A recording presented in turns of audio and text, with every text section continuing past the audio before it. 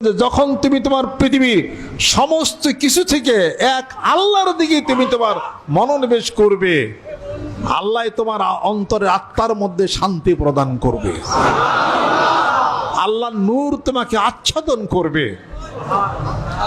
তার মানে আমাদের অন্তরের মধ্যে, কলবের মধ্যে ব্যবসা বাণিজ্য, টাকা পয়সা, ছেলে সন্তান, এটা ওটা এত কিছু জমা রয়েছে যেখানে আল্লাহ পাক আসন গ্রহণ করতে পারেন না।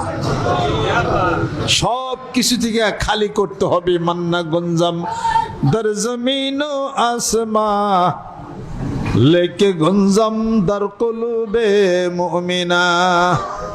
সব কিছু লোভ লালসা, স্বর্ণ রূপা, জিনিসপত্র, এটা ওটা, হ্যান ত্যান, যা যা কিছু খাওয়া পড়া, সকল কিছুর লোভ খেল সব অন্তর থেকে উঠাইয়া দিলে, চেয়ার খালি করলে ওই চেয়ারে আল্লাহ পাক আসন গ্রহণ করবে না।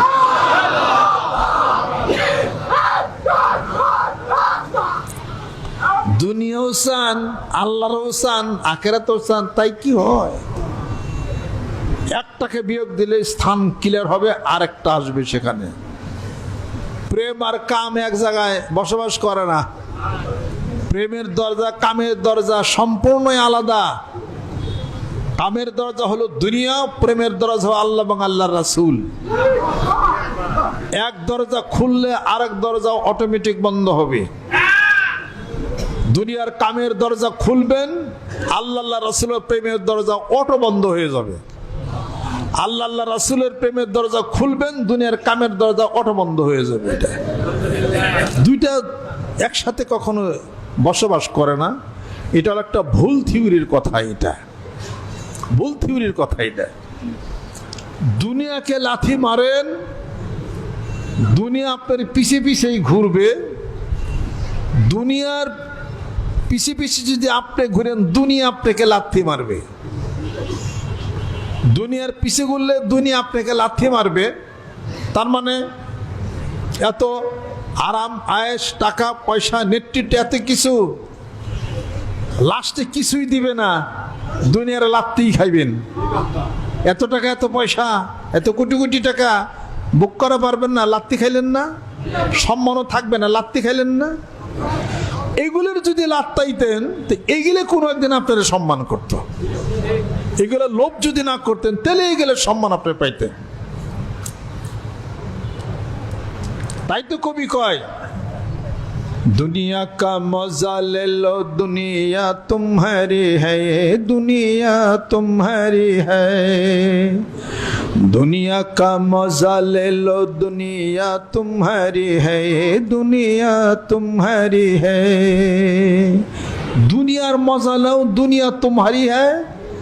দুনিয়া को লাথি মারো, দুনিয়া সালাম করে,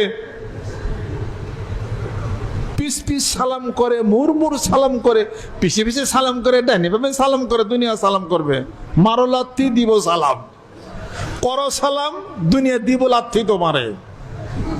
খাজা মানে চিশতি আজমিরি রহমতুল্লাহ আলাইহি বসা আছেন গাছের নিচে, একটু ধ্যান খেল করতেছেন। এক লোক যাইতেছে, বলে, খাজা বাবা না আপনি? ওনার ধ্যান ভগ্ন হয়ে গেছে। কি বলো? সারাদিন জপতেছেন, কিছু দেয় নাই মনে হয় মানুষ আপনাকে। রাগ হয়ে গেছেন।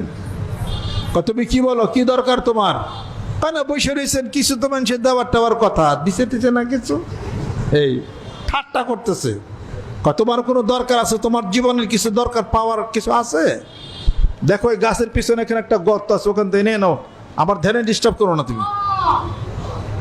লোকটা যায় দেখে কথা মতো, সেখানে জিনিসপত্র, স্বর্ণালঙ্কার, ইডা ওটা হ্যান ত্যান সব খাদের মধ্যে পড়ে রয়েছে। হুজুর মাফসাই, এগুলো কি? তাই মানুষই দিছে, তোমার দরকার তুমি নিয়ে যাও, তুমি ফারদার আমার তুমি আর ধ্যান ভঙ্গ করবে না। তুমি এর নাম খাজা বাবা, খাজা মারিজি। এমনি হাজার লক্ষ কোটি জনতা তাকে সালাম, সম্মান, শ্রদ্ধা করে না। তারা দুনিয়াকে লাথি মারছিল, দুনিয়া সালাম করেছে যেরকম। সুবহানাল্লাহ। খলিফা মনসুরের সময় ইমাম জাফর সাদিক রহমতুল্লাহ আলাইহি, তার কাছে সব মানুষ যায়, হাজার হাজার মানুষ যায়, জ্ঞান মিটায়, জ্ঞানের পিপাসা মিটায়, ইলম শিখে, ধ্যান করে, খেয়াল করে, বায়াত হয়। খলিফা মনসুর মনে মনে খুব মনক্ষুণ্ণ খুব। এই খলিফা মনসুর কি না করেছে, যাই কিছু হোক। আর পরে ডাকা হলো যে ইমাম জাফর সাদিককে ডাকো। আর সবাইকে সভাসদ সবাইকে বলে দিল, আমি যখন বসা থাকবো আমার মাথার টুপি যখন সরাবো তখন তাকে কতল করে দিবা। শেষ। ইমাম জাফর সাদিককে দরবার ডাকা হলো রহমতুল্লাহ আলাইকে।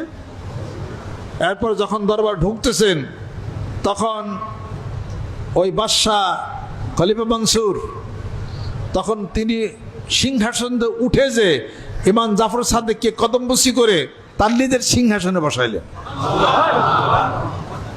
ইমাম জাফর সাদিক বলতেছেন যে আমাকে ডাকছেন কি মনে করে, কেমনি কি? পায় না, ডাকছি আপনার কোনো দরকার প্রয়োজন অভাব অনটন কি কি সব আমি মিটিয়ে দিব। ইমাম জাফর সাদিক রহমতুল্লাহ বলেন যে আপনার রাজা বাদশাহ, আপনার স্থান আপনি থাকবেন, আমাকে ডাইকে ডিস্টার্ব করবেন না, আমার ধ্যান ভগ্ন করবেন না, আমি আপনার কাছে কিছুই চাই না, আমার আল্লাহ আমাকে দিবে। এ কথা বলে চলে গেছেন। রাজদরবার লোকেরা বলতেছেন, জল্লাদ বলতেছেন যাবো না। আপনি বললেন কি আর করলেন কি? আপনারা বললেন যেমন জাফর সাদিক আসতে পারে মাথার টুপি সরাবে না আর আমরা তরবারি শেষ করে দেবো। কয় তোমরা চুপ করে বুঝবে না? যখন আমি দেখতেছি ইমাম জাফর সাদিক রহমতুল্লাহ আমার দরবারে গেটের ভিতর ঢুকতেছে, বিশাল এক অজগর সাপ, আমার প্রাসাদ পর্যন্ত যার মাথা ছিল।